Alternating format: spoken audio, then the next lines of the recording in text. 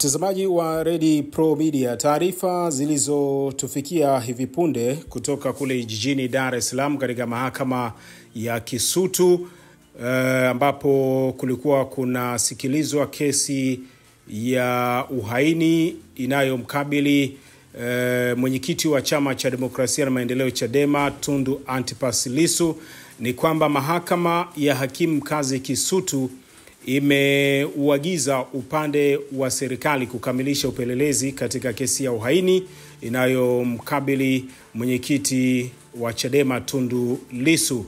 Na kesi hiyo ya uhaini imetajwa leo mbele ya hakimu mfawidhi Franco Kiswaga, ambaye ameahirisha kesi hiyo hadi Mei 19 huku akiutaka upande wa serikali kukamilisha upelelezi. Awali katika kesi hiyo, wakili wa serikali mwandamizi Tawabu Isa alieleza mahakamani hapo kwamba shauri limekuja kwa ajili ya kutajwa na upelelezi haujakamilika, lakini mshtakiwa Lissu amegoma kushiriki kesi hiyo kwa njia ya mtandao kutoka gereza la Ukonga. Kama unakumbuka vizuri, kesi hii toka wiki iliyopita iliendeshwa kwa njia ya mtandao, ambapo mawakili wa Lissu walipinga hatua hiyo ambayo imechukuliwa na mahakama kuendesha kesi hiyo kwa njia ya mtandao, wakitaka mteja wao aweze kufikishwa mahakamani na aweze kushiriki moja kwa moja katika kesi hiyo.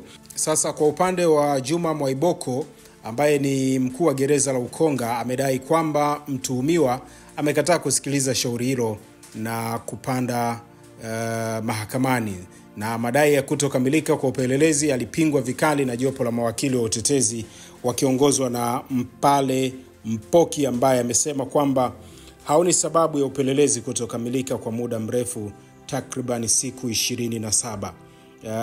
Na amenukuliwa hapa akisema anashangaa kwa nini upelelezi haujakamilika. Sioni kwenye hati ya mashtaka, tuambiwe ni kitu gani kinachoendelea. Na kwa upande wake wakili Tawabu alidai, ambaye ni wakili wa serikali, alidai kuwa wanaandaa nyaraka na zikikamilika watapandisha mahakamani, lakini hakuna sheria inayowalazimisha kusema kwamba ni lini watakamilisha upelelezi huo. Na Lissu alifikishwa mahakamani hapo kwa mara ya kwanza Aprili 10 mwaka huu, akikabiliwa na kesi 2 za jinai, ikiwemo ya uhaini na kuchapisha taarifa za uongo, ambayo alisomewa mbele ya mahakimu wawili tofauti. Hiyo ndio ambayo naweza nikakufahamisha sasa hivi kile ambacho kimetokea pale katika mahakama ya Kisutu jijini Dar es Salaam katika kesi inayomkabili mwenyekiti wa Chama cha Demokrasia na Maendeleo Chadema Tundu Antipas Lissu. Wakati haya yote yanaendelea, tumekwisha ambiwa kwamba bunge la Ulaya kesho tarehe 7 litakaa kikao kuanzia majira ya saa 7 mchana mpaka majira ya saa 4 usiku kujadili kesi hizi ambazo zinamkabili mwenyekiti wa Chama cha Demokrasia na Maendeleo Chadema.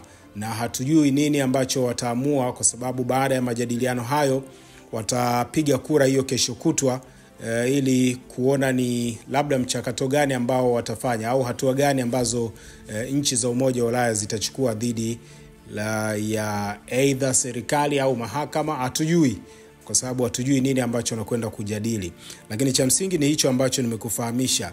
Endelea kusubscribe Ready Pro Media, lakini pia jitahidi sana kutembelea na kuambia ndugu zetu wengine waendelee kusubscribe YouTube channel yetu nyingine mpya ya The Open TV inayokwenda kwa jina la The Open TV.